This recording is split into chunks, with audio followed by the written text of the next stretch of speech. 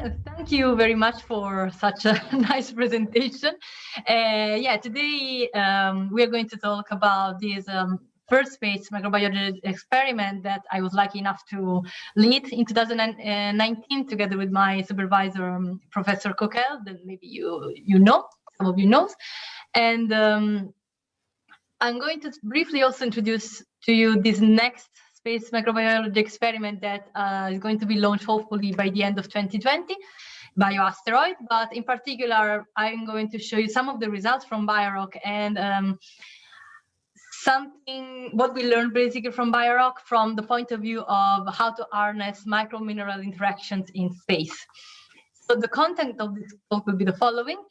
First, I'm going to briefly summarize which are the roles of microorganisms on Earth, and then which of these can be actually exploited for beyond Earth, so on an extraterrestrial environment. And one of these I can anticipate, there is biomining. So I'm going to tell you something about biomining in space. So SAM and logic monitor is going to be the customer by customer change control that we'd require. And that I hear someone talking, sorry, I don't know. I thought it was a question. And then I'm going to introduce you to the BioRock experiment. So I will introduce this a little bit, and I will show you the results from BioRock and something about the conclusions and what to expect from the future.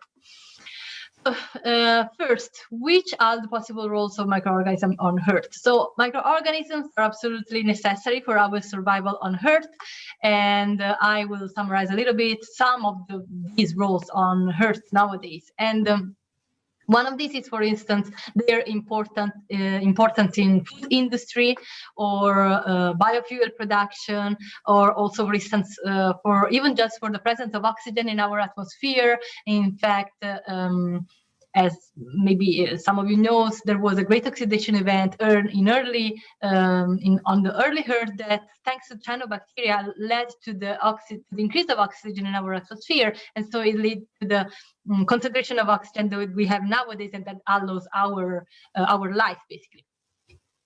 But they are also important in industries, bioindustries, like for instance in biopolymers industry, but also in drug production industries, so in pharmaceutical industries. They're also important from the point of view of recycling of waste, for instance, the recycle of compost and plastic degradation, and also electric waste recycling, as well as for environmental issues like, for instance, bioremediation. They are important for the soil enrichment, so for the formation of fertile soils, enrichment of soils by organic material, basically, and also, last but not least, biomining, just to make some of these examples. These latter tasks here, in particular, are linked by similar chemical reactions. These are reactions called bioleaching or biomining. Bioleaching and biomining are normally used as synonyms. I normally use them separately because I like to talk about bioleaching when I talk about the chemical reactions, and biomining when I talk about the industrial application. However, they are actually used as synonyms, and this is what I'm going to use so far. So we're going to talk about biomining. There is, as the definition says, the process of using microorganisms to extract metals of economic interest from rock ores or mine waste. And it's also used in bioremediation, for instance. Basically, what happens is that it's performed by some microorganisms that uses elements such as sulfur and iron as a source of energy. And by doing that, they basically attack the rock surface or the substrate and free useful elements from the rock that otherwise would have been harder to extract. And then they can be extracted for our own purposes.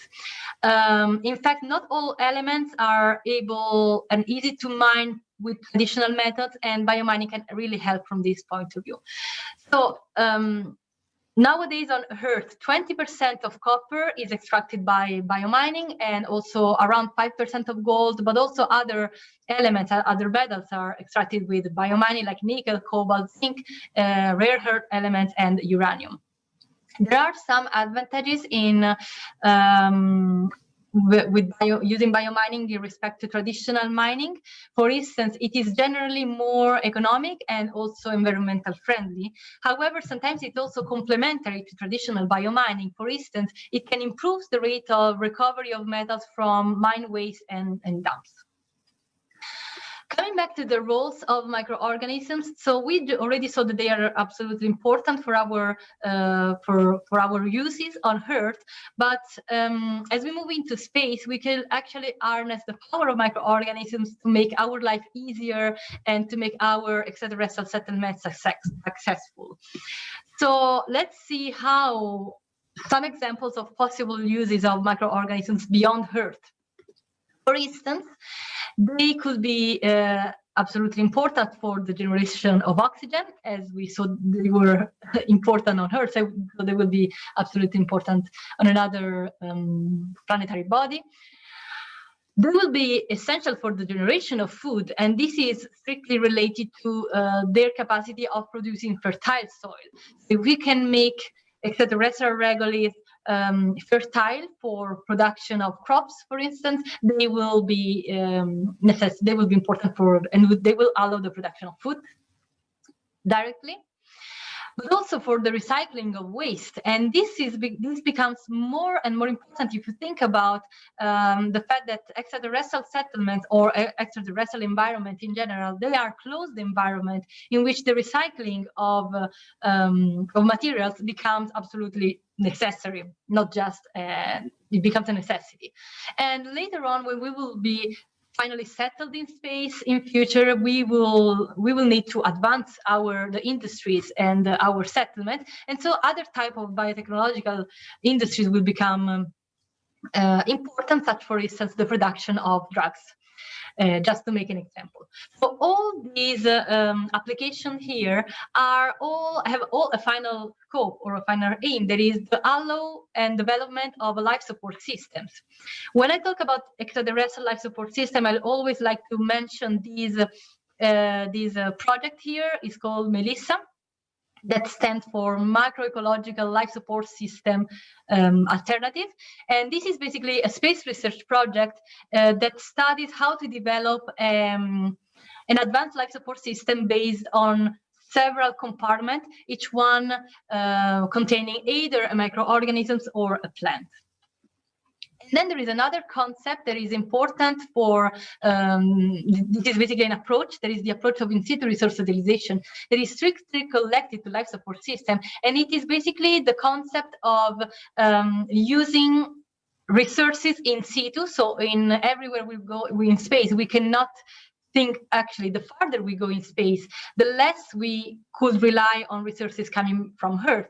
So we need to rely on resources that will be in the location in which we will settle. And this is basically the approach of the in situ resource utilization.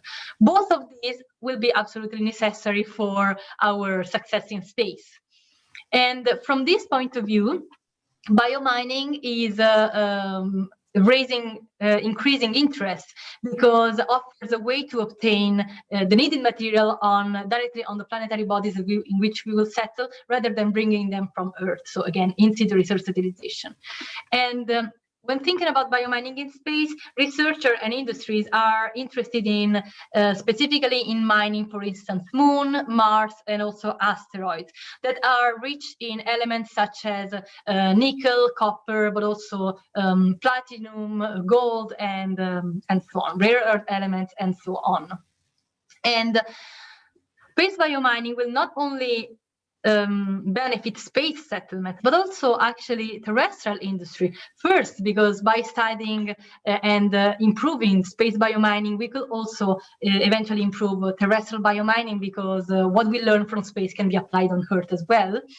And there are also some researchers that suggested that this interesting concept that is that basically if we move all our heavy industries, like for instance mining industries, in space, then we can keep Earth as a zone safe, just a zone that in which we can just live, a preserved zone. This is an interesting concept that I wanted to introduce. So basically, in order to understand if we can perform biotechnological applications such as biomining, but also others in space, we first need to understand if space condition influences and how they influences microbial growth. Thinking about that, this is why we get into thinking about the BioRock experiment. So the concept of BioRock experiment, actually, the whole story of BioRock experiment, although the experiment itself was launched in 2019, its story starts back from 2008. In fact, in that occasion, Professor Coquel, the vice supervisor from the University of Edinburgh, first proposed the experiment in the frame of ESA geobiology for space exploration and settlement topical team. However, the BioRock experiment wouldn't have been possible without the effort of the whole BioRock team. You can see the logos of all the companies and researchers that were involved here, and the effort of various former and present researchers and students. So the motivation of BioRock were basically clear. We wanted to understand if mining of extraterrestrial material was possible, if we could use regolith for in situ resource, extraterrestrial regolith for in situ resource utilization, and also if we could use extraterrestrial rocks and regolith again for life support systems. But in order to understand if this was possible, we first needed to understand how does gravity influence the way in which microbes interact with rocks and mineral surfaces. Again, the experiment was launched in 2019, but when we were preparing for the launch, NASA prepared this nice video that I'm going to show you in a second that explained perfectly the concept of the experiment. So I'm going to just show you this because it really, really explains very well the concept. I hope you hear it. The International Space Station will soon host some of the smallest miners in the universe, microbes. Microbes growing on the surface of rocks can gradually break them down and extract useful minerals and metals. This is a process called biomining. As we explore space, we are seeking to use biomining to turn rock and regolith into soil for growing plants and food. But before we can use this technique in planetary settlements, we first need to test it in space.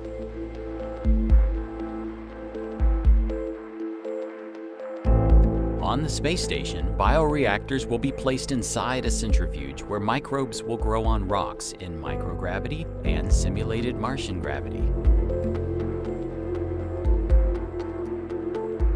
Investigators will examine how 3 types of microbes behave within pieces of basalt and evaluate how well the different microbes extract elements from the rocks. The findings will be compared to ground-based results.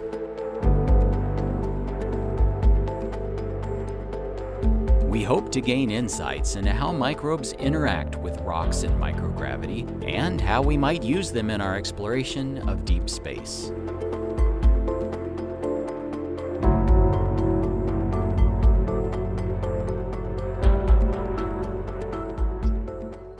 Right.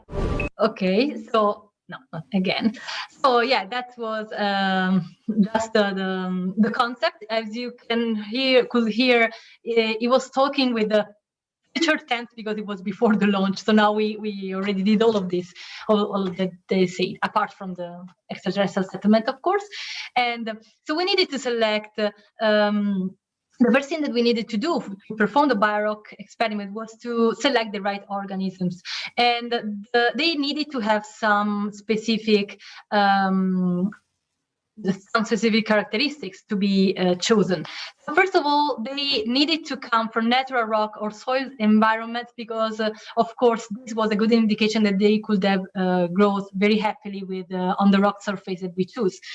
Then they needed to be able to have demonstrated the capacity of extracting elements from the rock because of the scope, of course, of the experiment. And then they needed to resist to desiccation because of how the samples were prepared, but I will talk about that later.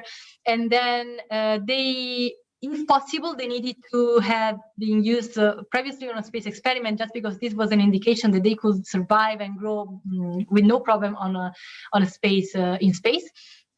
And then they possibly needed to be easily studied in a laboratory. And so one of the characteristics that they needed to have were grow on mild temperatures, on neutral pH, etc. This is just because it was easier for us to do that.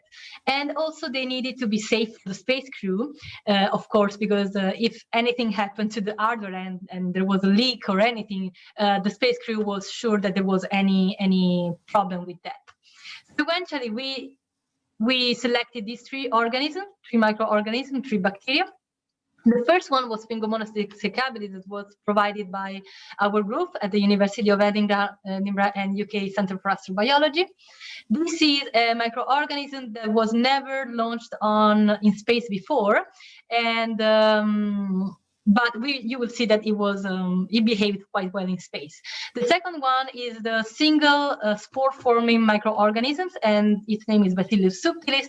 This one was launched in space for and numbers of experiments, so it is well known how it behaves in space, the fact that it's quite happy in space, and it was provided by DLR in Germany.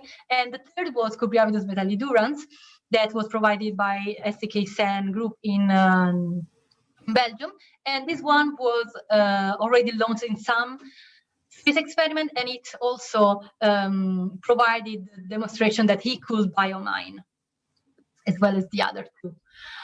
Then we needed to select the rock substrate, and we selected basalt for several reasons. First, because it is a generic vesiculated rock material. We chose a specimen that came from Iceland. Then also because basalt is a good analog for Moon and Martian rocks. And also because the fact that it is quite porous provided a good support for bacterial colonization.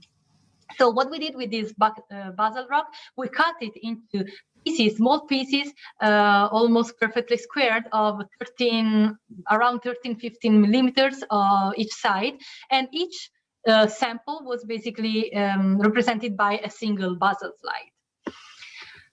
So the sample preparation happened as following. Basically, we grow each single bacterial species, and we inoculated each one as a single culture on basalt slide. So basically, each basalt slide had a single organism desiccated on them, and we again desiccated them on each piece of basalt rock.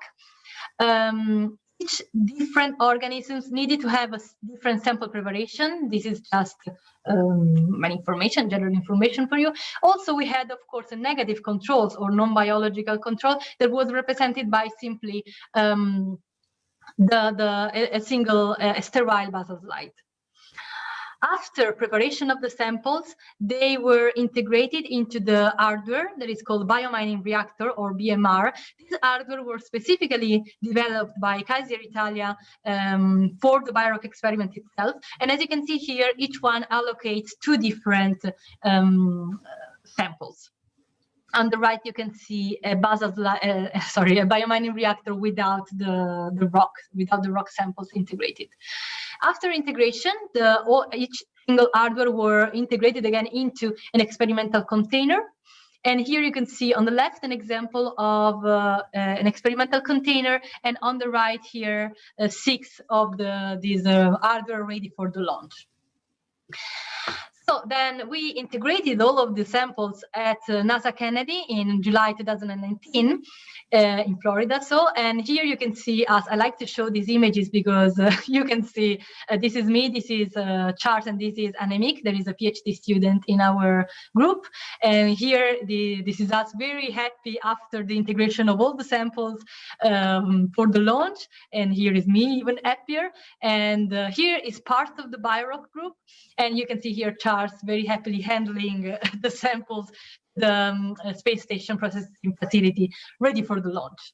Then the samples were launched on the 24th of July 2019 on the SpaceX Commercial Resupply Service 18.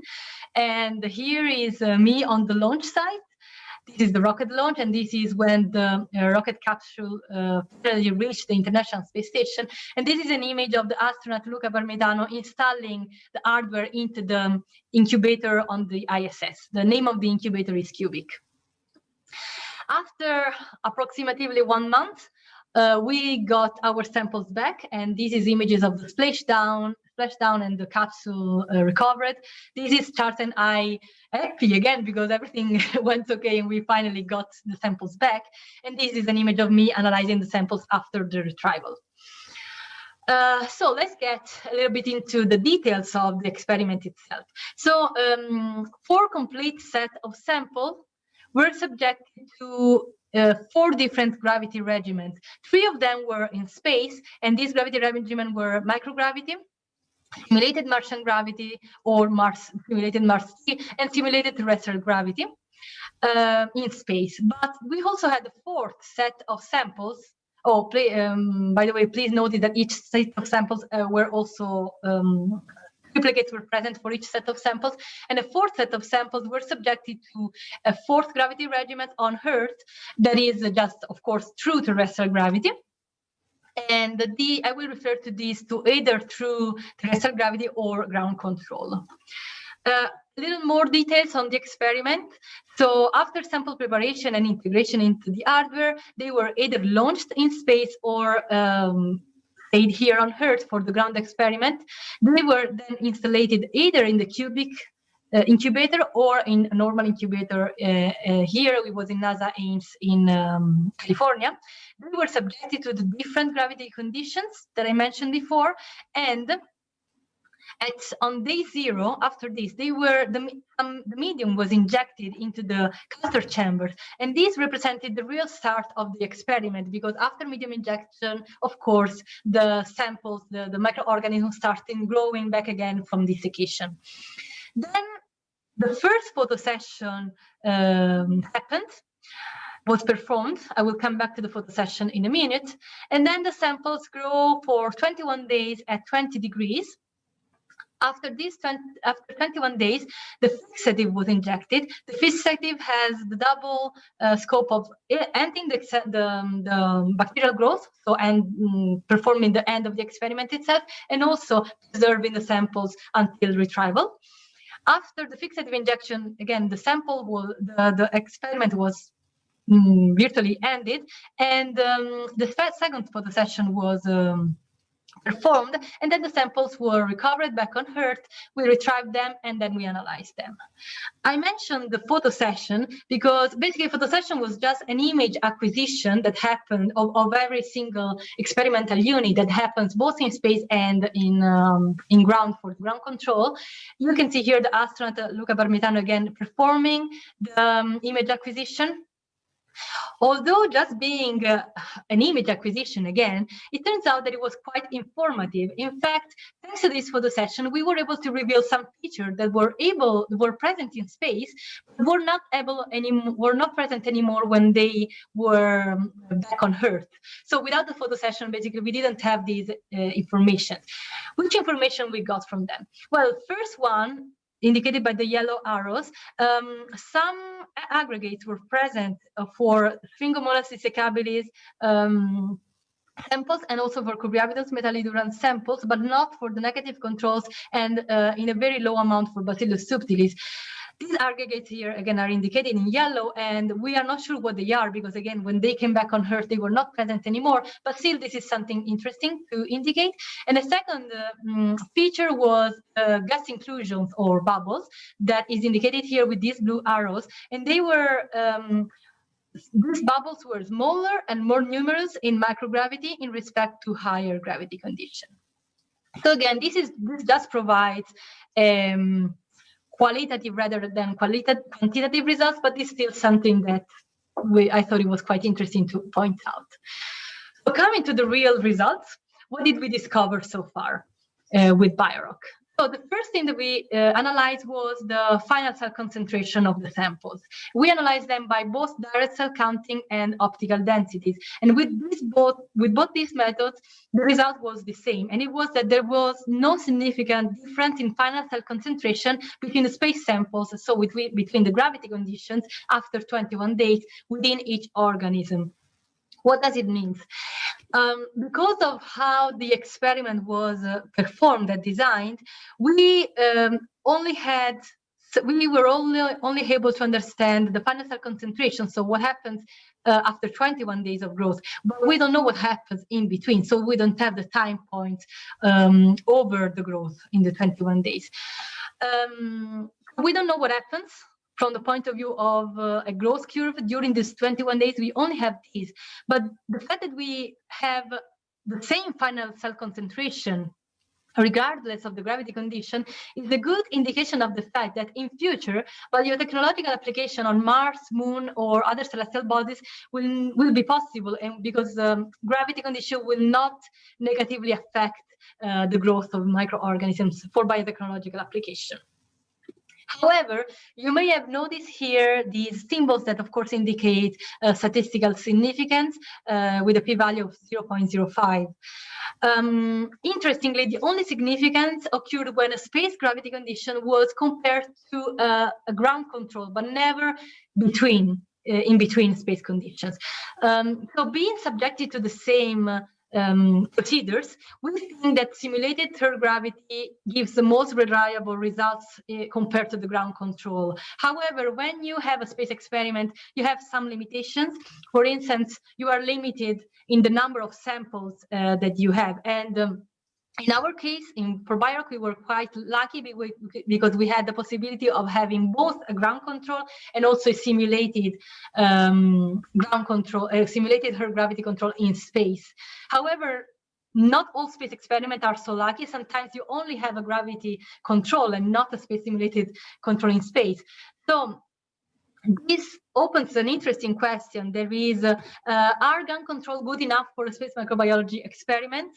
Sometimes you don't have a choice. Sometimes you only have a ground space microbiology, you have only a ground control and you don't have a space Earth gravity control. You have no choice. However, this is something to keep in mind. Another result that we had was regarding Bacillus subtilis, that was the only spore-forming microorganisms that we use for BioRock. This analysis was performed by DLR in Germany, that were also those that provided the Bacillus subtilis samples.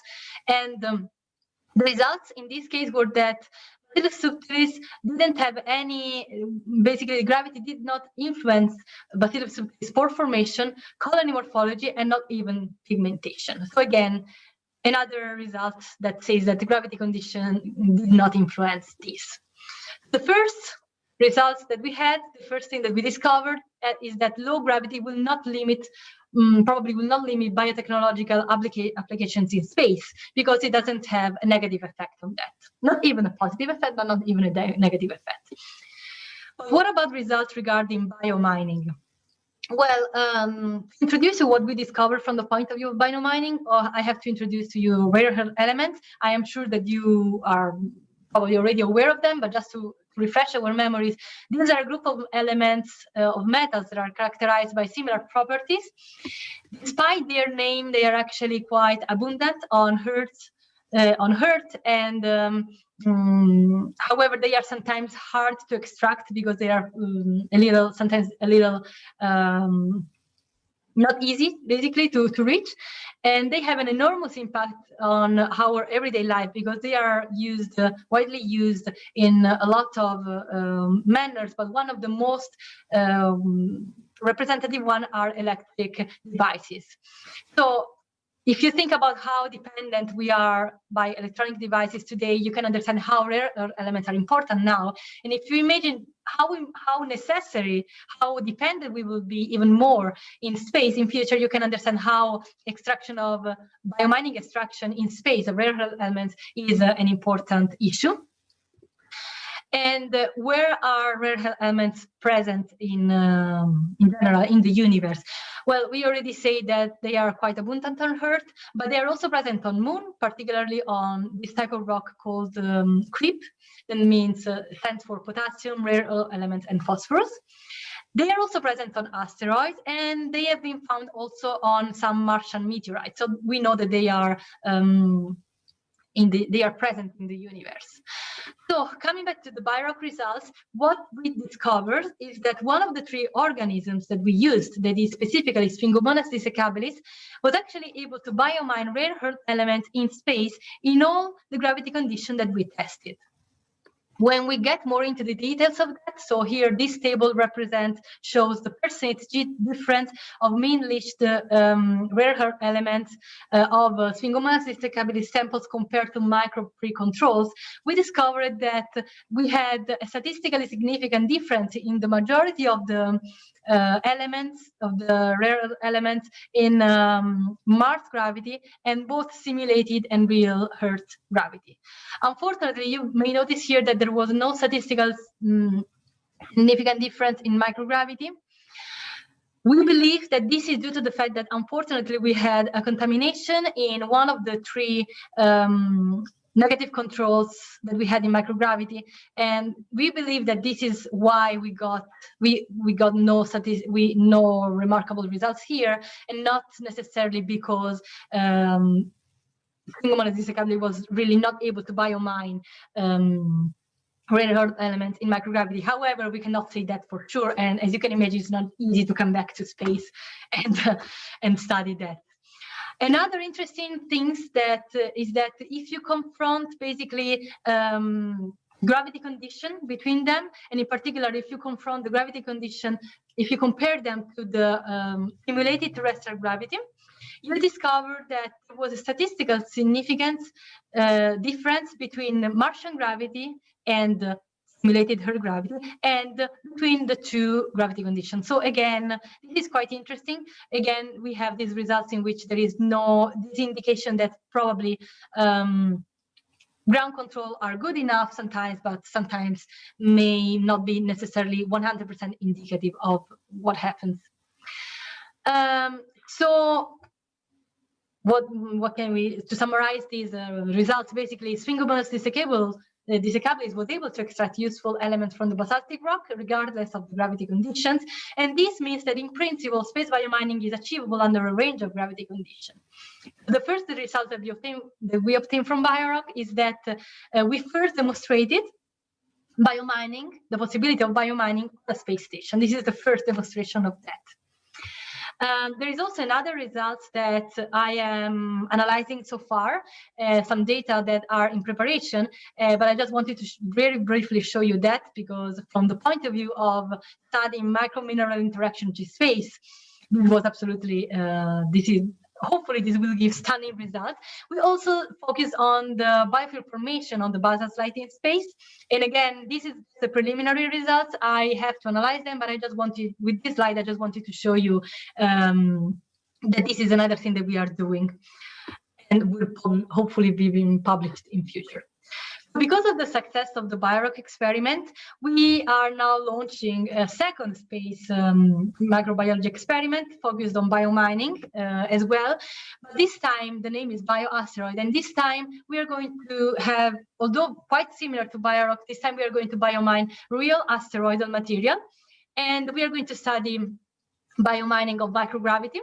So this time we won't have simulated Martian gravity and simulated terrestrial gravity, unfortunately, but still we are going to study microgravity again, and we are going to use other microorganisms. We're going to use the bacterium Sphingomonas desiccabilis again, because he behaved quite well in BioRock, so we believe that he deserved another ticket to space. And then we are going to use this time a fungus, a unicellular fungus that is Penicillium simplicissimum. We selected this one because it has been demonstrated its ability to biomine several elements on Earth, of course. And then we are also going to use, interestingly, a combination of the two. The choice of using a combination of the two is because in nature, normally they are microorganisms interact and they are present in communities and in consortia rather than single microorganisms. So what we want to understand is what happens from the point of view of biomining or generally micro-mineral interactions in space when you have a little community. So are they going to cooperate? Are they going to compete? Hopefully we will discover that in future. And these experiments will be launched by the end of 2020, hopefully again, on the Space Commercial Resupply Service 2021. So, in conclusion, let's get to the conclusion finally. With BioRock, the conclusion for BioRock were that first we demonstrated for the first time that biomining on a space station is possible. We demonstrated also that it's possible under a range of gravity conditions, although microgravity will benefit for further tests because of that contamination that unfortunately occurred. We also get the information that funnels and number probably won't be affected by the gravity conditions, at least after 21 days. And this is a good news from the point of view of space bioindustrial applications. We also learned the importance of having a flight Earth gravity controls that, as I say, is not always an opportunity, is not always a possibility, but this is something to keep in mind when you design the space biology experiment. Also, we demonstrated the functionality of a novel space biomining reactor, the BMR reactor, and also, last but not least, we discovered a novel biomining microorganism, that is Sphingomonas desiccabilis, that Sphingomonas desiccabilis itself was not a novel microorganism, but its biological activity is a novelty. We didn't know that before, and this has a possible. It's a possible good news also for terrestrial applications. So what to expect from the future? Well, first of all, I didn't add this here again, but I hope that in future I can give you some results from the BioAsteroid experiment. And then there is a lot yet to be understood from the point of view of micromineral interactions in space. First, if you want to understand if biomining is possible in space, we need to scale up the system, because the hardware that we used was quite remarkable, but still, the culture chamber only contains 5 ml of liquid. So if you want to scale up the system, you need to understand in a bigger bioreactor. Also, we need to have more insight into the real effect of microgravity, and possibly also some other partial gravities. For instance, what happens in moon gravity. Maybe we have already indications of that because we have results of microgravity and Mars gravity. Moon gravity sits in between these two gravities, so it's possibly going to be quite the same result, but we have to understand that. And also, I would like to add what happens in higher gravities conditions. And then we need to select the best microorganism for each task that we want them to perform. And we need to understand how they are going to be affected by a longer duration space flight. So our samples were in space in complex for 1 month. What happens if you have a stable human space settlement? Are they going to behave in the same way or not? We need to study that. Also, we need to develop, if we really want to do space microbiology, we need to develop the technologies to do that. However, a lot of industries are now focused on this because, as I say, it's quite promising. And also, we need to understand how to keep the process sustainable from several points of view. So research is needed from this point of view, and I want to stress again that this type of research is not only about space biomining, but in general, space biology researches are a benefit not only for extraterrestrial human settlement and for space industry itself, but also useful for terrestrial applications. And the demonstration, one of the demonstration, in my opinion, is the fact that we could discover, for instance, a novel biomining organism. So I would like to conclude now, and by thank the whole excellent BioRock team that, as you can see here, is quite huge, and I'm pretty sure that I was not able, I probably forgot someone, I apologize about that.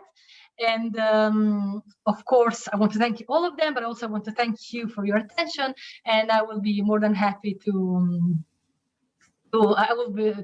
answer your question, basically. Thank you. I will close. Thanks so much, Rosa. It's just so incredible to think that you've got a piece of your own science like about to head out into space. It's quite remarkable. Well done. If anyone has questions, I've got a few in the chat, but if someone wants to turn their microphone on or their camera on and ask Rosa directly, I'd really welcome that. Yeah, I'll start with a cheeky question though.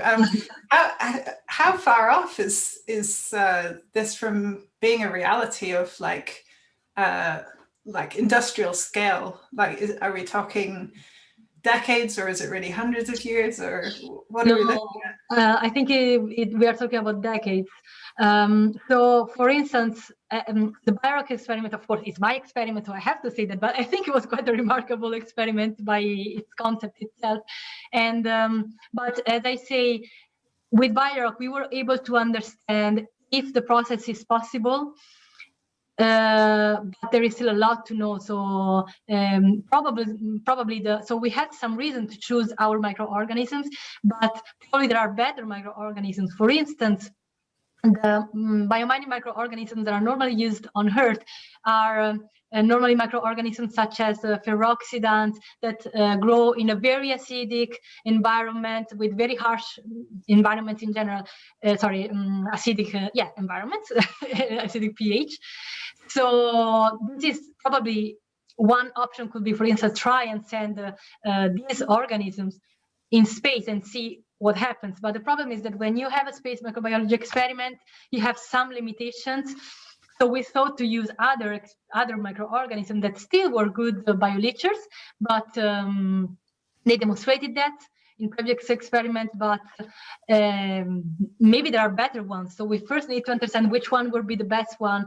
We need to understand how to scale up the system. So if we want to do that, we need to, it was possible in our 5 ml bioreactor, but what happens if you have a bigger bioreactor? And also, especially from the point of view of biomining asteroids, industries are still trying to understand how to reach an asteroid, how to go to I don't know, envelop it, inject the bioleaching microorganism. So it's not easy, but and also it needs also to be understood if it's actually an opportunity in terms of cost. So is it going to cost more than you gain or you earn? So I won't say it's very, very far. Probably it's a matter of decades, but there is still work to do. Wow. The experiments such as BioRock are just trying to understand if this is feasible, but then there are other questions to be addressed. Yeah, sure. So there are a couple of questions in the chat. People, again, you're very welcome to speak over me and ask questions if you want, or you're very welcome to write some more questions in the chat. So Osman's asking, why did you choose 21 days? Well, 21 days was chosen as a compromise between, so we wanted the microorganisms to be grown enough, and also they needed time to biomine, basically to bioleach so we wanted to maximize the time of them to bioleach, but we didn't want them to get the death phase. So that was a compromise to understand. For instance, BioAsteroid, we are not sure if it's going to be 15 days of 21 days. We still need to compromise. It's probably going to be the same, but depending on not on our choice, but on other choices that it's absolutely necessary for space microbiology experiments, you need to compromise a little bit. And we thought the 21 days were a good compromise from this point of view. Mm-hmm. Okay, cool. And then this is maybe a tough one to answer succinctly, but how do these microbes biomine the rare elements? That's a very good question. The reality is that we don't know yet, because in this experiment in particular, we didn't have the opportunity to put the samples back and analyze them from, for instance, we couldn't do any omic, any genomic or transcriptomic analysis. So we don't know exactly how to do that. And this is due to the fact of how they were fixed. Again, we needed to compromise several things, but we are planning to do some ground experiments that will follow up in order to understand which is the specific mechanism of Sphingomonas desiccabilis, because it's a novel bioleaching microorganism, so we don't know that, but this is something that we hope to address in future. Because it is a microorganism that produce a lot of polysaccharides, it is probably due to the fact that it can form beautiful biofilms on the rock. So it's probably it is probably related. The two things are going to be related, but this is just speculation. I actually don't know. We have to study that. Yeah, it'd be cool to see the like molecular biology side of things. To date, have you just been using kind of a like a staining microscopy approach then? Yes. So what we did for the from the point of the biofilm formation, I stained them with a normal stain for DNA, and I collected samples of the whole surface of the rock. And what I'm going to do is try to understand where. So first of all, where was preferentially the biofilm forming, and also the quantity. So if there is any differences between gravity regimens from the point of view of the quantity of biofilm formation. But unfortunately we didn't have other type of analysis on that. Yeah. But we will have the lipidomics. So okay. Oh yeah. So are you testing your experiment with other different types of rocks? And also probably the question on many of our minds, what does all this cost? The cost is easy to answer because I don't know.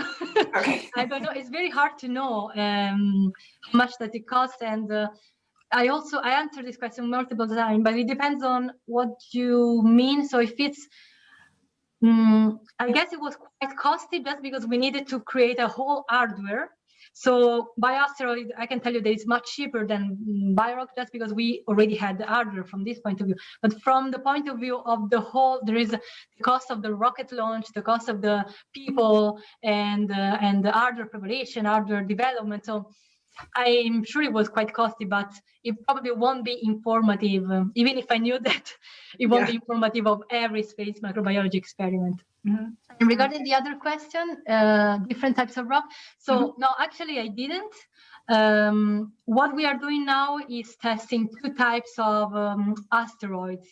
There are L-chondrite and H-chondrite. So L-chondrite was eventually chosen for BioAsteroid, but we are also collecting information on the growth on H-chondrite. For those of you who may not know, for instance, I didn't know before using them. The difference is that H-chondrite is more rich in iron in respect. The main difference is that it's more rich in iron with respect to L-chondrite. And this gives, from our preliminary results, is giving more problems from the point of view of microbial growth because they need to be more resistant to iron. But no, I didn't test any other rocks, and it was always in my head to do that, but then I never really did that, and I should probably. Are you quite limited with what you can send up to space, or like are there lots of experiments going on each launch and you only have a kind of a meter square area to work with or something? Yeah, so you have a lot of limitation. As I said, BioRock was quite a huge experiment. It may not sound so from the perspective of a normal microbiology experiment, but from the perspective of space microbiology experiment, we had 4 gravity conditions, all in triplicates. And this means from the point of view either of literally weight material, so payload basically, and also from the point of view of spaces that you have in on the International Space Station, you are limited because for instance, the incubator that we use, there is the cubic, we had it's limited in space, and with BioRock, there are 2 incubators of this type on the ISS, and we occupied all of them, all the spaces in both of them. So yeah, you have limitations, and again, you have to compromise with what you want to do. Do you want to? We decided that for this experiment, it was probably more interesting to study the same type of rock, but with different microorganisms and with different gravity regimens, rather than different types of rock. Do you think we could be sending a biomass experiment? Osman, maybe turn your microphone off. Do you think we could be sending a biomining experiment to Mars on a rover? Is this the next project for you?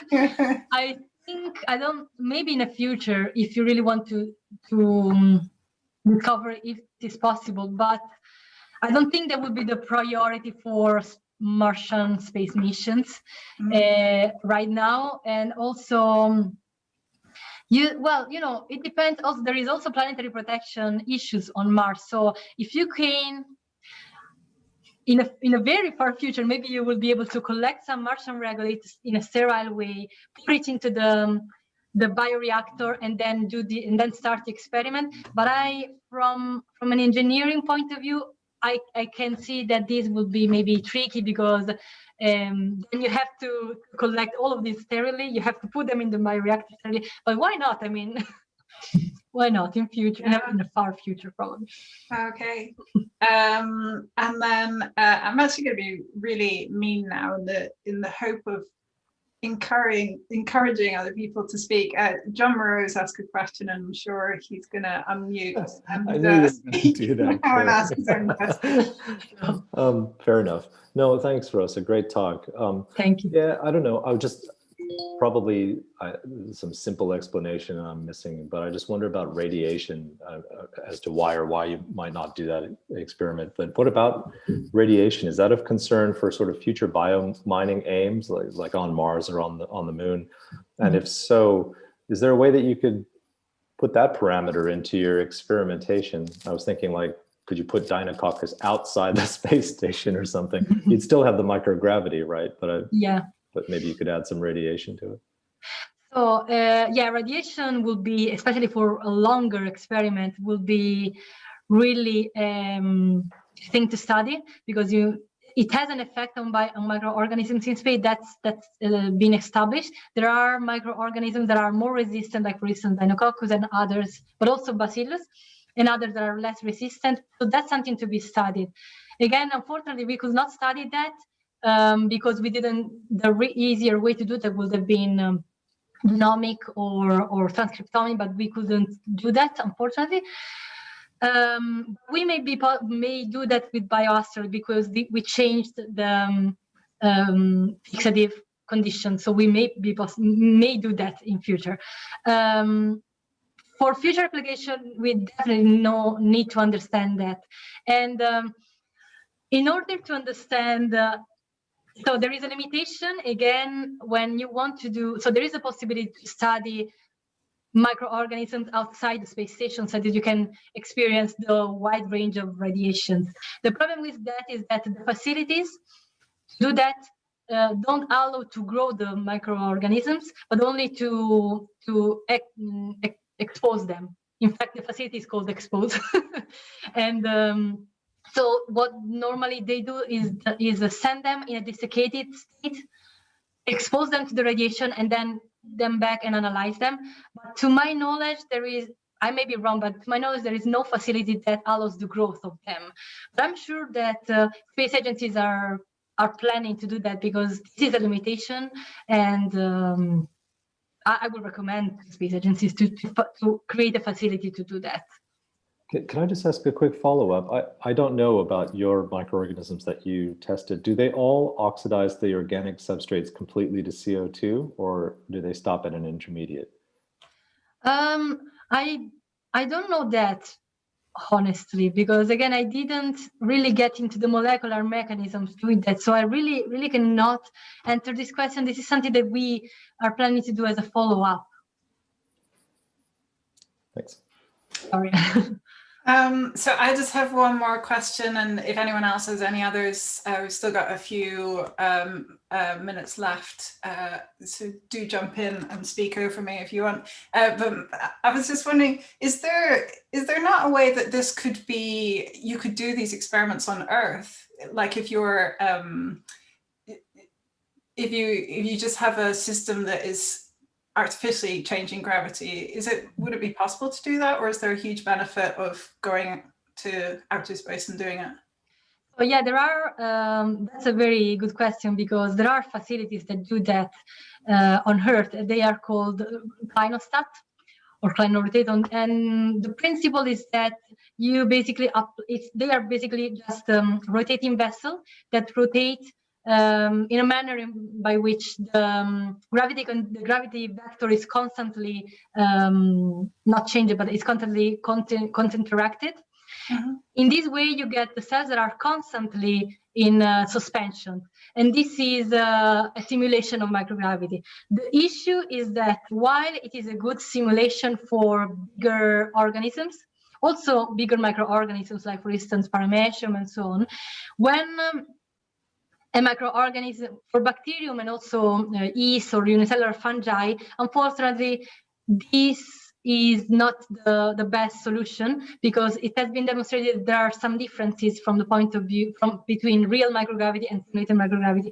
And this is quite, when you study that, it becomes quite obvious, because if your cells are constantly in this rotation, they have basically better access to nutrients. While what happens in real microgravity is that the microenvironment surrounding the cells is lacking of mixing. So it's exactly the opposite, and you don't necessarily get the same results. Yeah, again, that's a limitation. So yes, you can do that, and you can also do simulated Martian gravity with adjusting basically the rotation and the positioning of the Kleiner rotation, but it's never going to be as good as real microgravity from the point of view of the microorganisms. Really Hello. fascinating. I have a suggestion. I am now in Bremen. Do you see the tower? Yeah. And this is a gravity tower. Yeah. And we are doing experiments here, gravity experiments. But I don't know microgravity experiments. Maybe you could try in Bremen. I don't know. There is also DLR is here in the next side. This is a very good live. I really like that. Yes. So actually, another possibility for microgravity experiments on Earth is this. Sorry, I should have mentioned that the limitation with drop towers is that it's only for a few seconds. If you want to do a long experiment in microgravity, you need to either use the simulation or go to space. Okay, you need 21 days minimum. Well, but not necessarily 21, but definitely more than a few seconds. Okay, thank you. Another opportunity, however, are like altitude balloons. Altitude balloons don't go in real space. It's that they go in what is called near space, but it's still probably a good opportunity to do that. Okay. Amazing, Rosa. Let's leave it there. And yeah, thank you so much for your talk. It's a brilliant talk. Thank you so much. And next time in 2 weeks, I believe we have our next one. And so there'll be plenty of tweets coming out about that.